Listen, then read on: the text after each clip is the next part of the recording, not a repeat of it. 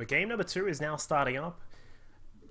Down at the bottom left-hand side as our red Zerg player. Same team as Elfie, N-C-E-N-C-E, whatever it is. It is Serral.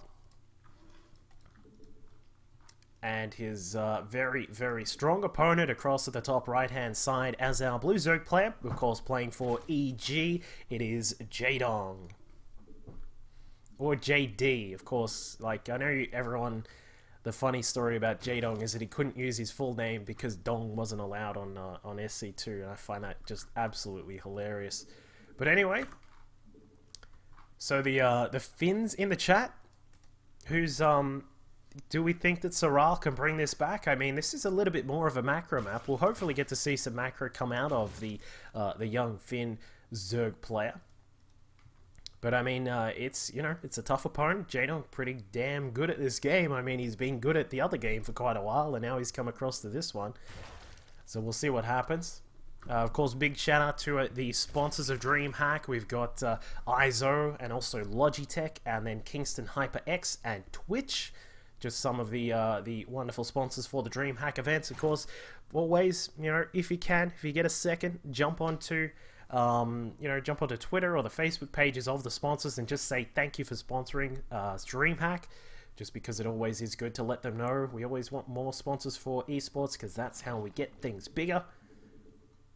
And Serral is going to be the one who opens us up with a hatch first this time. Jaedong has gone for a pull first, so he's going to get that down at a nice safe timing. He's also going to go for a hatchery shortly after that. So Jaedong, I think, just wanting to play a little bit more safer, maybe a little bit of a mind game situation where he's thinking, alright, so Serral picked the biggest map, the macro map, the map that you always sort of associate with, you know, with big, long macro games. Perhaps he's going to try something cheesy. So I'm going to get my spawning pool out pretty quickly. Gas is going to come down not too long after that, but I am still going to go for an economic play. So Jaedong is just playing it safe there. I do like that decision. And Serral going to look to take advantage of that with a quick hatchery down at the natural. His spawning pool and extractor not too far behind that as well. So looks like we will move into at least just a standard sort of 2 base affair. There you go. Super Snake says if Serral wins this series, he's going to go dance outside nude and play the birdie song aloud. Birdie song loud. How cold is it? Cold outside, Super Snake, or is it warm, or what's the temperature? And as we wait for Super Snake to confirm how cold it is, we've currently got 2 queens on the way for Serral. Jaedong has just got the one at his main base. Of course, he already had one that is down now at the natural. So, nice little, you know, just slight deviations in the way these two are playing. But I mean, in the end, it's not actually going to be too bad. Okay, 20. Wait, minus 20 or 20? I'm confused. If you say minus 20 and that's a summer, I'm really scared because, you know, that's a pretty worrisome kind of situation. Okay, so it's it's positive 20. I was gonna say that's a pretty crazy summer that you guys have there. Different to us, where we have here in Australia, where it can easily get to 40 degrees in the summer. But Serral gonna scout through his first few links, see that there is a natural hatchery here. He wanted to also check the drones there, and did get a little bit of vision of that. Meanwhile, down here at the main base, he scouts out that there is a baleen nest on the way. This one remaining ling is going to try and be as annoying as he possibly can, waiting for ling speed to complete, and as it does, he gets taken out. So he got to see quite a little bit of information here, but Serral, oh no, Serral is getting shot down. One of his overlords is getting taken apart. Jaedong bringing his extra overlord across. Serral looking to try and take advantage of the high ground, but with the other overlord spotting it, the queen is... Oh, wow. Really, Jaedong? Did he... Alright, that's a little bit odd. Serral going for an Evo Chamber here. I think we'll probably see +1 to carapace come out of Serral here in this case. Soaking up a couple of banelings there. Really nicely done by Jaedong. And there you go. Alright, so he did come across and kill off that overlord. I was a little bit surprised about that. But Jaedong getting his own little bit of scouting going on. Nothing too much just yet. He was attempting to get inside, but did get to see the Evo chamber here. And there it is, the +1 carapace now being researched by Serral. So this is a kind of strategy where he's probably going to look to get some...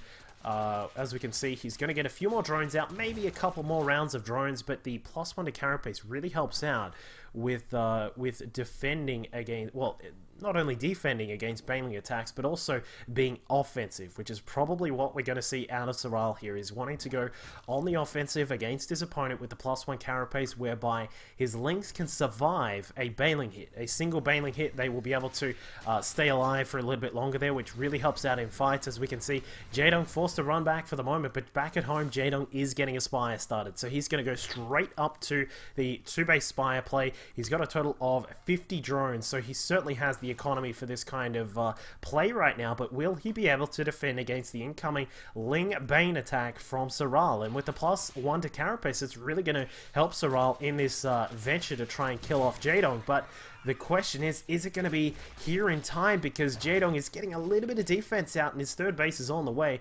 Somehow that Overseer has gotten across and seen what's going on. He should be able to see that the that the Evo chamber was pulsating here. And at this stage, you really are going to see anything else other than +1 carapace. So we do see Serral now just going crazy with his Banelings. 17 on the way. This sort of, I believe this is very similar to that Targa Banes build. Jaedong trying to get his own Banelings up. A Spinecrawler running its way across to the 3rd base. If he can hold that 3rd, he's in a very good position. But the Banes are slowly going to run their way across towards the natural base of Jaedong. And as they slowly take apart some of the links here, Jaedong is going to lose quite a lot of the links, but the mutas are on the way. 7 mutas in total are now building for Jaedong, but will they be out in time? His economy could be in quite a lot of trouble right now. We can see that Serral is actually running straight for the Spire. Takes down the Spire. Very nicely done.